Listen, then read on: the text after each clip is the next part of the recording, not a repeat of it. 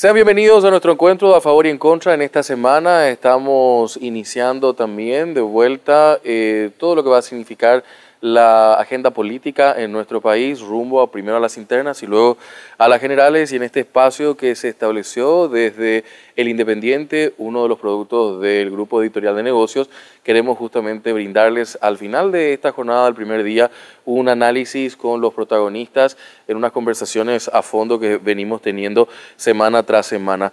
En este primer bloque nos va a acompañar justamente el precandidato a la vicepresidencia por el movimiento Nueva República, el doctor Jorge Querey, que ya lo saludamos para aprovechar todo el tiempo posible en esta conversación. Gracias, doctor, por estar con nosotros.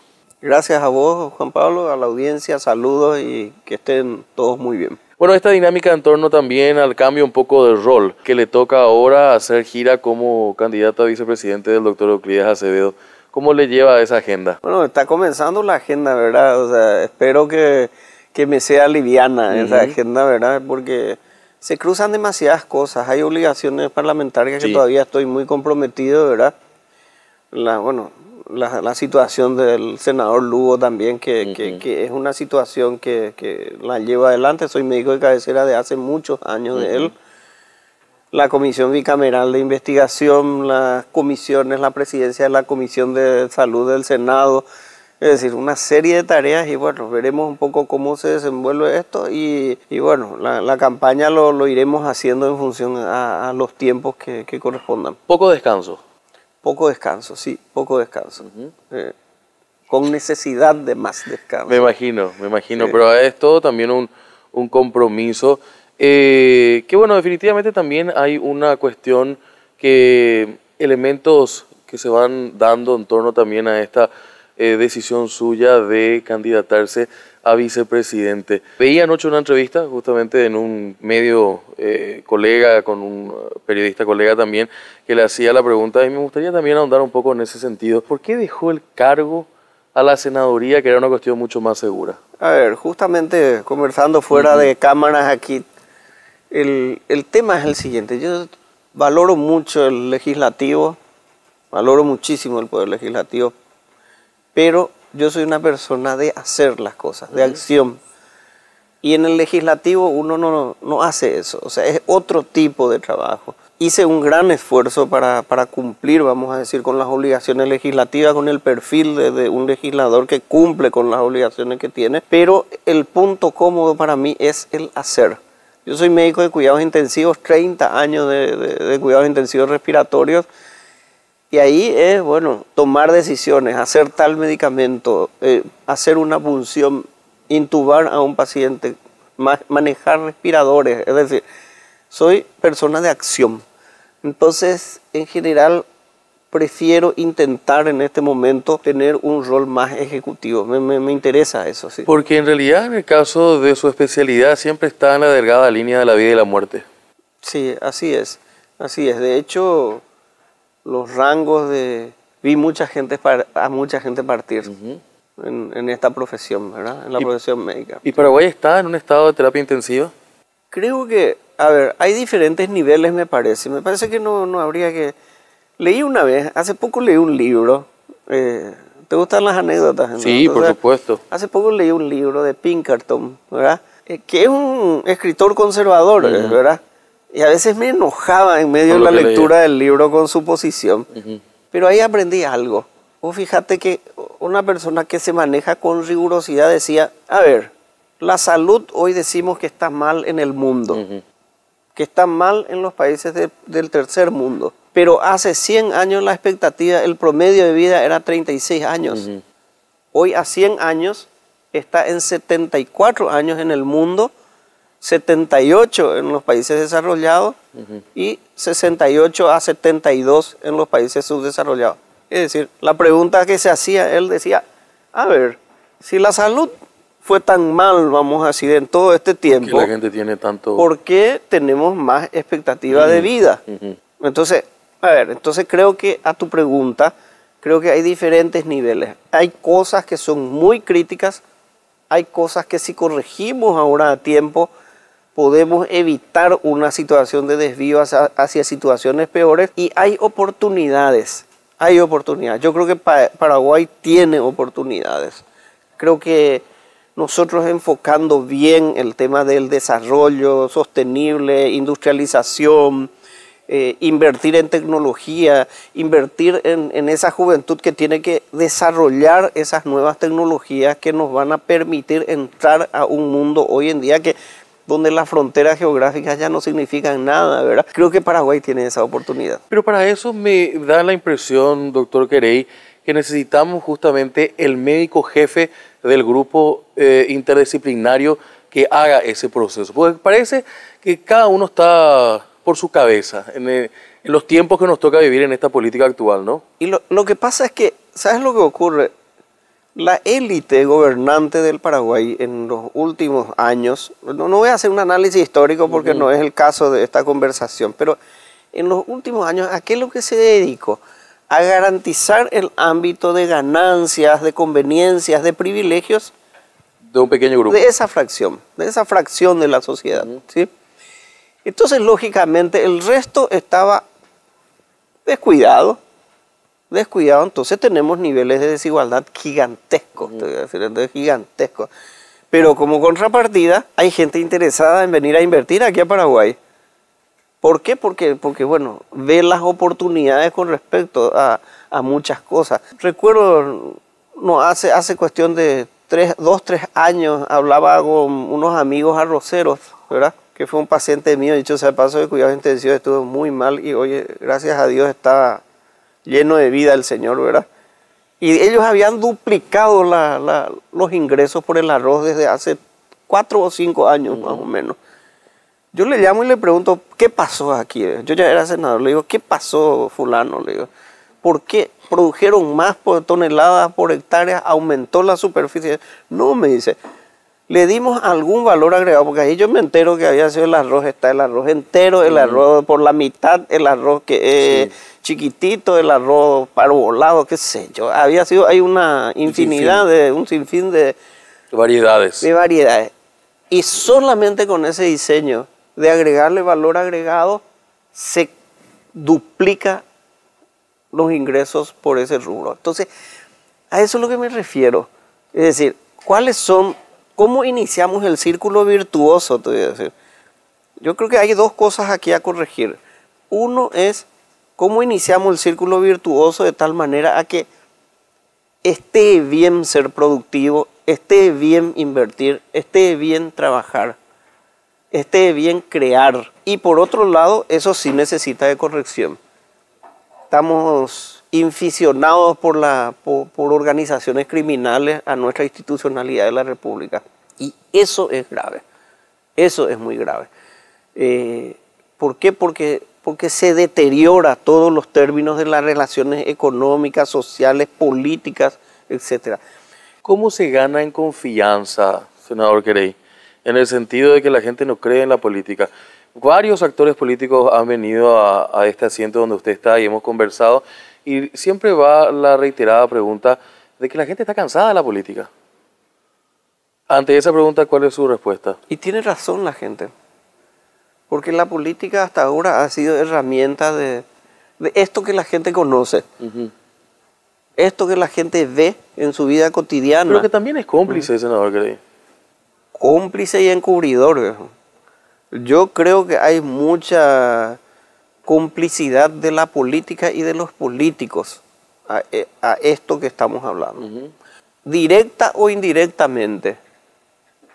Porque directamente hay gente que lisa y llanamente sabemos de sus vínculos con el narcotráfico. Lisa y llanamente sabemos de gente que tiene vinculaciones con las compras públicas.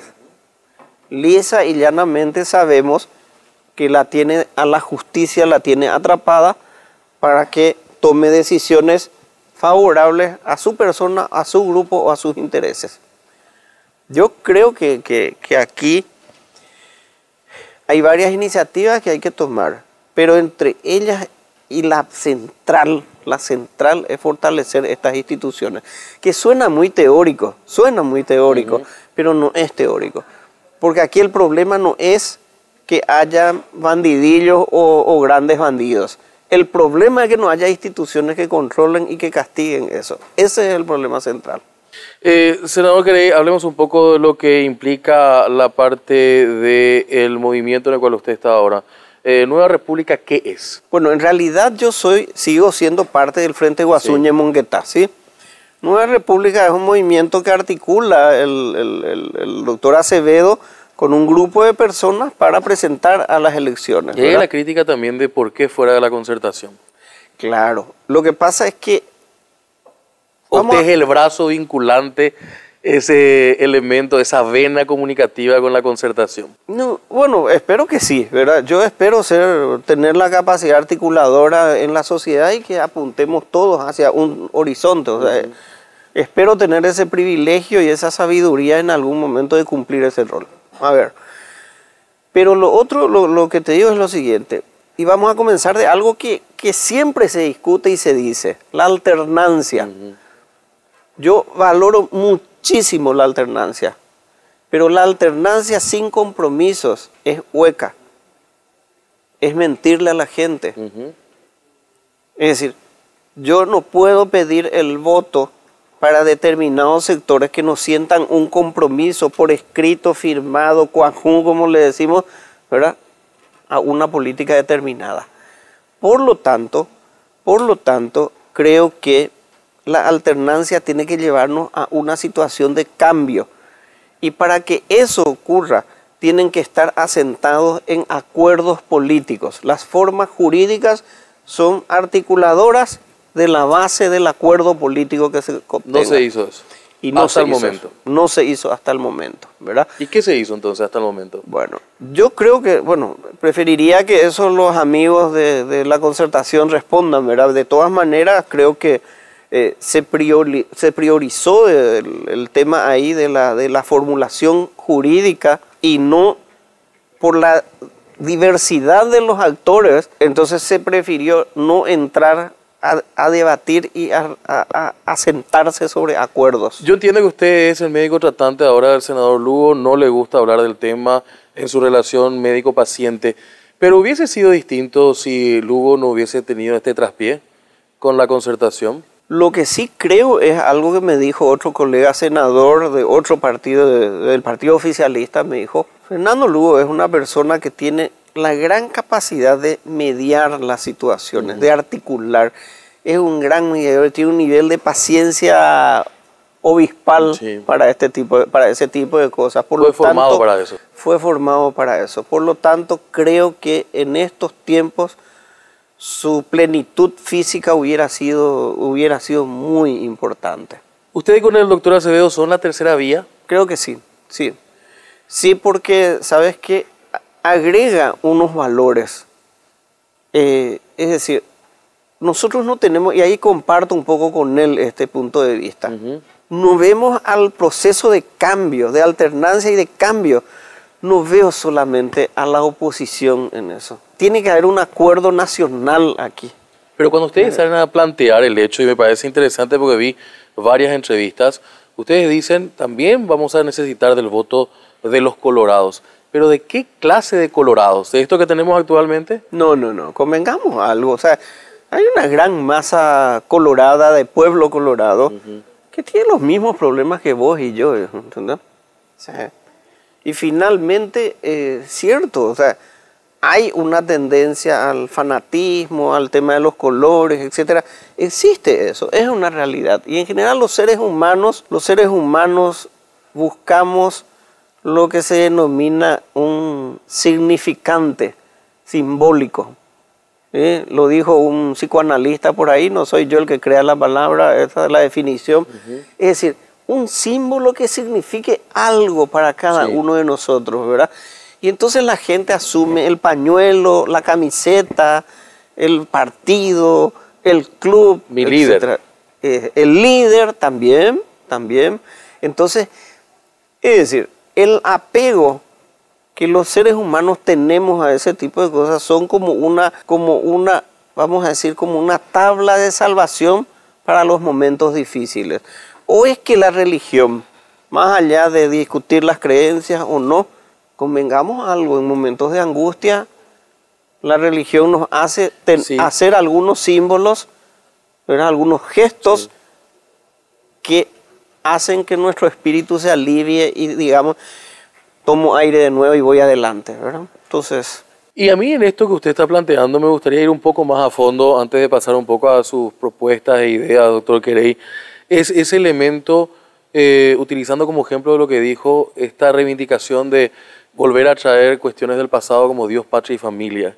Eso es preocupante, pero la gente en el día a día parece que no se detiene para analizar un poco lo que significa la magnitud de volver a traer esos fantasmas y ese discurso, ¿no? Yo creo que las sociedades y los seres humanos tenemos tendencia a volver a, vamos a decir, a... El lugar, el momento donde tuvo seguridad en cierta manera, ¿no? Sí, sí, porque al final del día, el otro día estuve leyendo unos estudios de Big Data que se hicieron muy interesantes. Este tema de Big Data es una cosa fantástica. Con el tema de inteligencia artificial y todo eso. Porque aparte de eso, aviación no es un tema simplemente de estadística, sino te hacen perfiles psicológicos. Sí. Yo te digo una cosa, a mí me hicieron el perfil y me quedé sorprendido cuando por mis redes sociales me sacaron el perfil personal y viste que hay cosas que solo uno sabe de uno. Así mismo. ¿Y eso le asustó? Me perturbó tremendamente, ¿entendés? O sea, una cosa increíble. Entonces, yo estuve mirando y vos sabés que dos cosas saltaban muy fuertemente. Y por eso mi discurso, por lo menos, siempre apunta a eso, porque coincide también con mi rapicuere, con mis huellas. Uno, el tema corrupción, increíble. Hasta su situación personal, o sea, te voy a decir, corrupción es 60% en la preocupación de la gente y el resto, hasta sus cuestiones particulares, sus necesidades privadas, están allá en 10%. Pobreza, comida, salud, educación, 10%. Corrupción es 60%, 65%. Entonces, uno es eso. Y lo segundo, en el perfil de las personas, en los sentimientos que se generan, hablan de angustia, inseguridad, y no se refiere a seguridad ciudadana, se refiere a inseguridad de su futuro, de su estabilidad, de su trabajo, de esa inseguridad. La necesidad de certidumbres. La gente tiene mucha necesidad de tener certidumbre hoy en día. ¿Qué fue lo que planteó en una oportunidad también al inicio de este proceso el doctor Acevedo como una línea de trabajo? La certidumbre de vuelta. ¿Cómo se consigue eso no confiando en la clase política? Vuelvo a ser reiterativo con eso, porque creo que un elemento transversal va a ser ganarse la confianza de la gente para traducir eso en votos, ¿no? Y van a venir unos meses donde esa confianza se la va a tratar de generar con el marketing y el mercadeo, que genera ilusiones increíbles. O el miedo, tal vez, contra el tema de perder su puesto de trabajo. Y lo que implique eso en una sociedad donde la familia sigue siendo el sostén de mucha gente. Sí.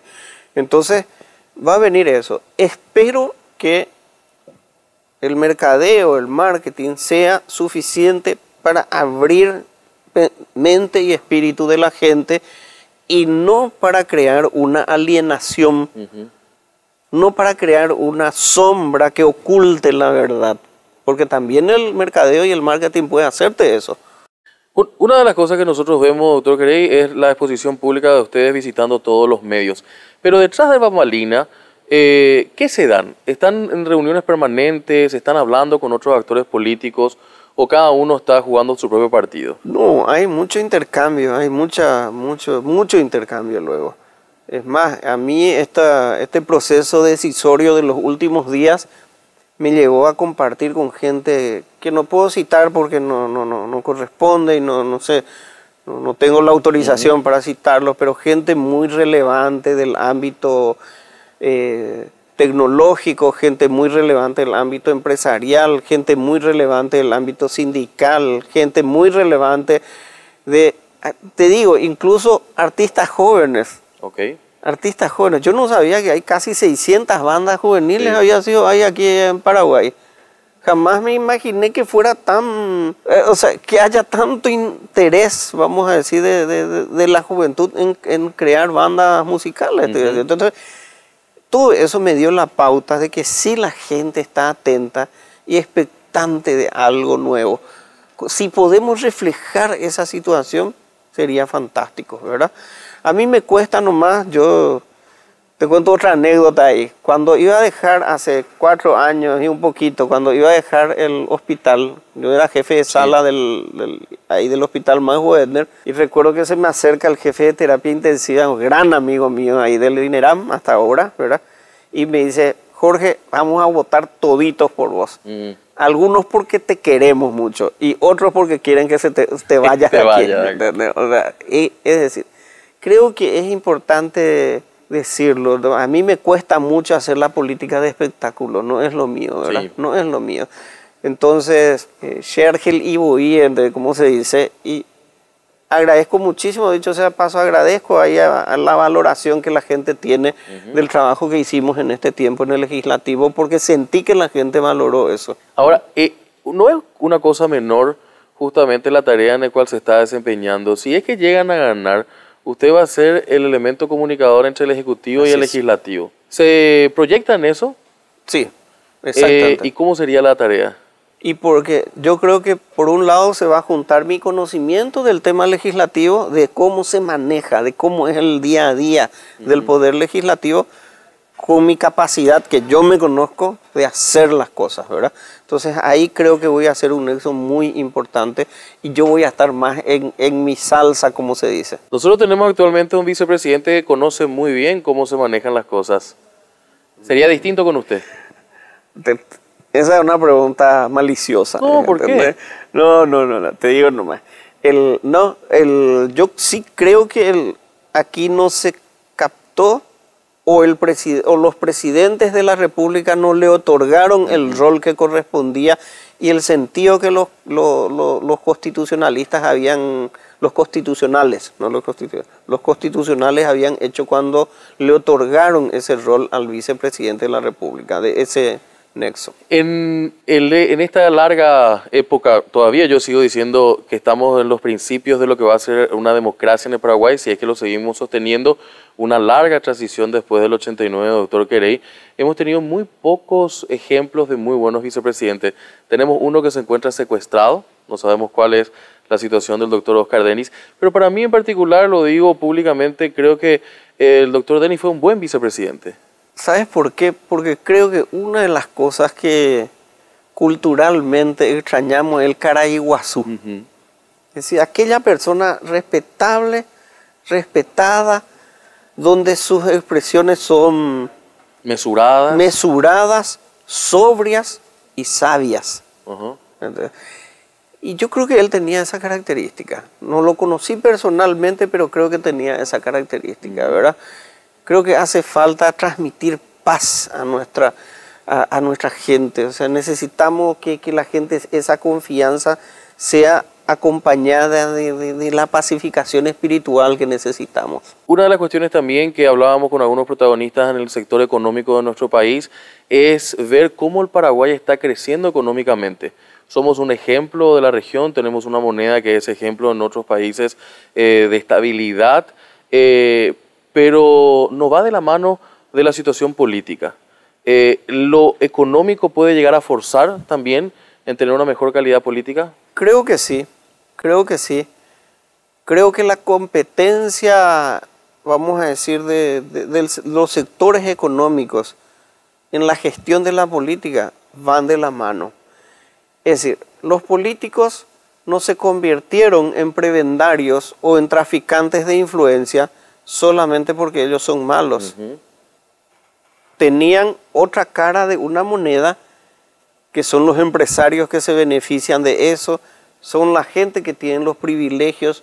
Hermano querido, hoy una ruta por kilómetro te sale entre 800.000 y 1.200.000 dólares. En la región está en 300, 400.000 dólares y en el primer mundo está 150.000 dólares el kilómetro de ruta asfaltada. Es decir, eso no es solamente el sector público, hay una contracara ahí, ¿verdad?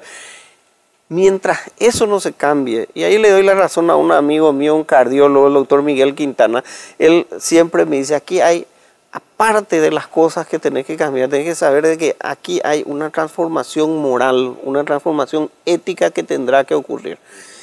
Pero esa transformación moral, esa transformación ética, tiene que generar satisfacción para las personas que lo hagan.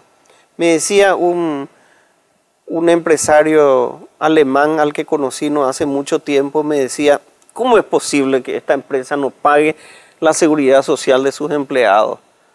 Y yo le digo, bueno, porque va, qué sé yo, etcétera. Aquí el argumento es que, bueno, si no la empresa se va a cerrar. Bueno, el que no pueda pagar la seguridad social de sus trabajadores, hermano querido, no está en condiciones de abrir una empresa. O sea, es una cuestión sencilla. O sea, no es posible pensar, no se puede entrar en la cabeza de pensar eso. Entonces, no se puede generar una riqueza a partir del trabajo esclavo. Ya no estamos en esos tiempos. Doctor Querey, hablemos un poco de las propuestas puntuales. ¿Cuál le gustaría que sea la impronta suya en torno también a esta campaña política? Yo creo que hay 2 o 3 pensamientos que para mí son centrales, ¿verdad? Uno es este tema de las organizaciones criminales y sus influencias en nuestras instituciones. Me parece que hay que corregir. A palo o a conversación hay que corregir. Y lo segundo es que creo que hay que generar ese círculo virtuoso en términos de lo que la gente pueda comenzar a hacer. Podemos conversar. Yo digo una cosa, hay gente que hoy hace explotación agrícola extensiva. Hoy están usando por demás y agrediendo a nuestro medio ambiente con pesticidas, etcétera. Sentemos y hablemos, ¿no?, de un periodo de transición, cómo se hace para llegar a un modelo que pueda garantizarle rentabilidad, pueda garantizar fuentes de trabajo, pero a su vez que sea respetuoso del medio ambiente y podamos que nuestros nietos alguna vez sigan disfrutando de este hermoso país que tenemos. Una de las cuestiones que veo y me llama mucho la atención y de manera positiva es que la candidatura de ambos, tanto suya como la del doctor Acevedo, buscan eso, buscan el diálogo, ¿no? En un país donde nos cuesta mucho sentarnos a hablar y poner las cosas sobre la mesa. ¿Pasa un poco ese el perfil que ustedes quieren llevar adelante? Decía el otro día el doctor Acevedo y me gustó la expresión que tuvo él. Un sector popular organizado con capacidad movilizadora. Un sector empresarial organizado y capaz de influir en las decisiones económicas y políticas. Y un Estado fuerte. Sí. ¿Verdad? O sea, solo se puede dialogar entre gente que tiene cierta igualdad de fuerza, o si no, no es diálogo, es imposición. Y con relación a eso, también saliendo un poco de lo que implica el proceso de la campaña electoral que usted ha asumido ahora, todavía sigue siendo senador y también la persona referente de la Comisión Bicameral de Investigación. ¿No piensa que la situación actual en este proceso de campaña política puede enturbiar un poco el trabajo que venía realizando? Yo creo que no. Creo que no porque, bueno, vos conocés el trabajo que hicimos en otras oportunidades y con otras comisiones. A ver, yo ni siquiera pongo mi opinión en los informes. Ni siquiera pongo mi opinión. En todos los informes quedan constancia de lo que en los documentos están. Si no están en los documentos, yo puedo estar seguro de algo, pero si no tengo documentación para eso, lo siento, no está en el informe. Hay gente que quiere mandarle sus respuestas por impreso. Así es. ¿Va a aceptar eso? No, yo no. Yo personalmente no. Voy a respetar, voy a hablarlo con el resto de la comisión, yo no estoy de acuerdo. Porque si no, se convierte entonces un bufete de abogados, redacta un traje a la medida, vamos a decir, en el sentido de las conveniencias económicas, financieras, políticas o delictivas, vamos a decir, ¿verdad? Entonces, y eso no es el fin del artículo constitucional donde habla de la bicameral de investigación.